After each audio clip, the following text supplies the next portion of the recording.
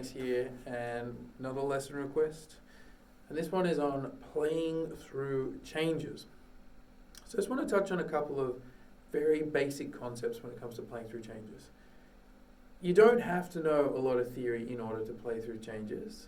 The theory is useful to know, but you don't want it to get in the way of your actual playing. That is, I think, the most important thing. So the thing to remember when it comes to playing through changes is most of the time you are going to want to follow the chords that the band is playing. You don't have to do it all the time, but it is wise to try and do it most of the time. So that means you've got to know the changes that the band's going to be playing, and you've got to be able to play all of those chords on the guitar in all positions. Because it sounds much better to stay in a position most of the time and keep the continuity and integrity of the line intact than it does to just cut and paste and go, oh, well, I know all of my licks out of this E shape, so when we're going to go to chord 4, I'm going to have to move everything up here. That sounds unsophisticated if it's done too much. It can be really exciting if you do it occasionally, but if that's your only trick, then people are going to see that trick pretty quickly and grow tired of it. So let's just say we're going to go between an A and a D, for example. I would suggest you look at your cage shapes. Now, I'm not someone who's militant about this stuff, but all things do come back to these sort of caged positions, so it's useful to know them. We're going to play out of the E shape here, and then when we go to D, it's going to be an A shape. So I would suggest you don't have to learn your arpeggios in a classical sense, just know the notes in these chords, right?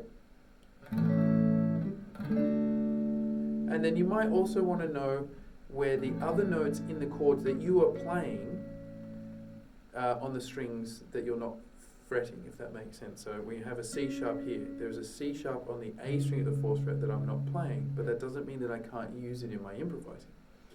So what I would suggest you do is just put on a vamp, maybe some of the very sort of boring kind of thing like this, and just get used to your mind going, I'm thinking A now I'm thinking D. And once you can get that happening, then start to think ahead. So now I'm thinking about going to A, now I'm on A. Now I'm thinking about going to D, so you can prepare lines going into chords. That kind of thing. You have that on loop in the background, and you might just practice doing some really simple sort of like arpeggiated type lines, like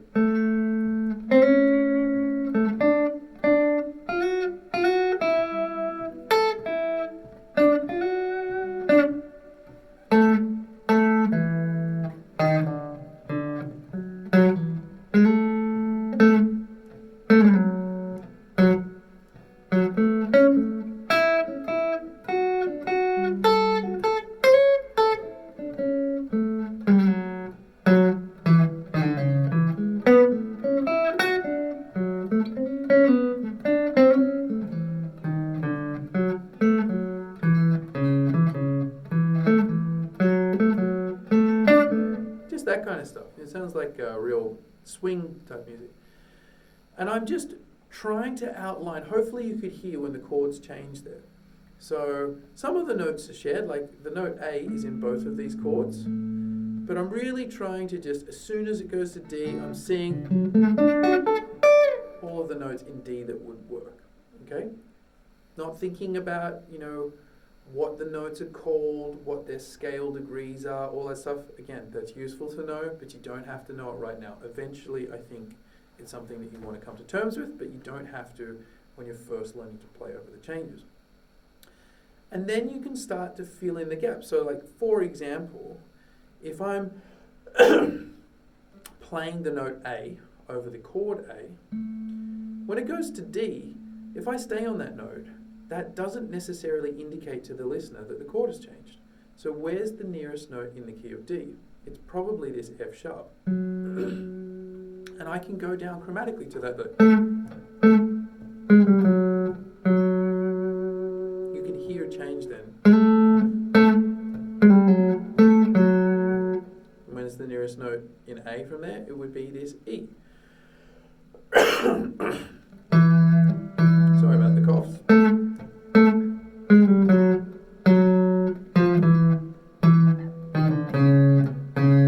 So I'm connecting my lines with these chromatic sort of passing notes, which makes it a little bit more interesting, and you can use rhythm as well. I would just get used to doing that over really simple chords. Then you might integrate like an E. Where's the nearest E in this part of the fretboard? It would be here, using a C shape. So you might go, all right, a bar of A, bar of D, and bar of E, and back to A. And you do that cycle again. So it'd be something like...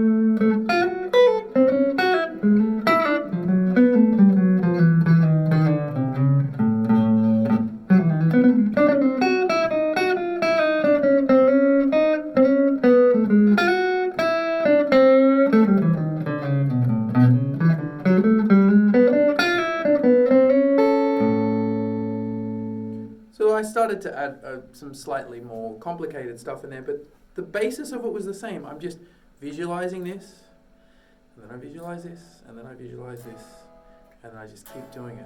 And that's kind of how I taught myself to play over changes. It was, first of all, it's just mentally getting used to that whole thing of you've got to move. Like, you're never settled, if you know what I mean.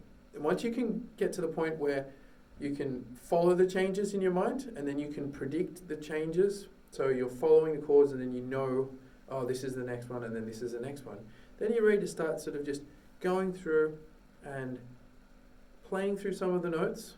It doesn't have to be all the time. So jazz guys make it a little bit more difficult by trying to play eighth note lines all the time. You don't have to do that. I think at the moment, just try and connect your lines. That method we're doing before.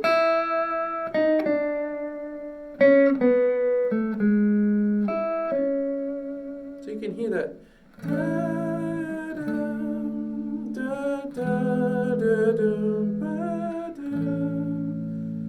That outlines the chords perfectly. It's just a nice little melody.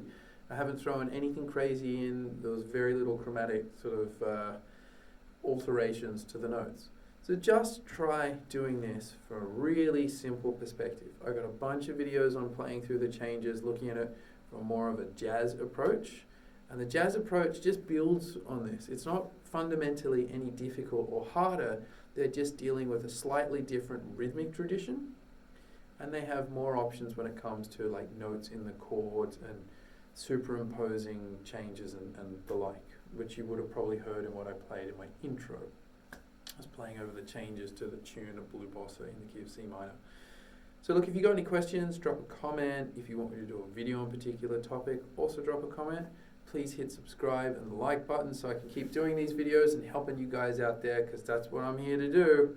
And I'll see you cats next time. All right, take it easy.